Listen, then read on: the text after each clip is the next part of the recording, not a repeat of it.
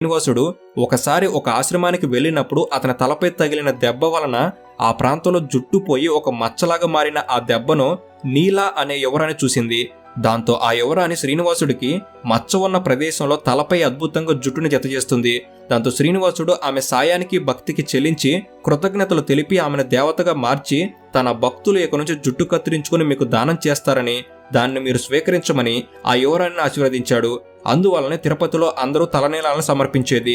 ఇక శ్రీనివాసుడు ఇలా భూమిపైన కాలం గడుపుతున్నప్పుడు ఒక రోజున అడవిలో వేటకు వెళ్ళినప్పుడు అనుకోకుండా పద్మావతిని చూస్తాడు. పద్మావతి అనగా మరెవరో కాదు, ఆకాశరాజు కూతురు. అలా శ్రీనివాసుడు పద్మావతి ప్రేమలో పడతారు. దాంతో చివరికి వీరి ప్రేమ మహారాజు అంగీకరిస్తాడు. పద్మావతి మహారాజు కుమార్తె కనుక ఆమె వద్ద పెళ్లికి కావలసిన ధనరాశులన్నీ ఉంటాయి. కానీ శ్రీనివాసుడు పేదవాడు అవడంతో తన వద్ద ఏమీ ఉండవు. దాంతో శ్రీనివాసుడు సంపదల దేవుడైన కుబేరుణ్ణి ప్రార్థిస్తాడు. శ్రీనివాసుడి ప్రార్థనలకు మెచ్చి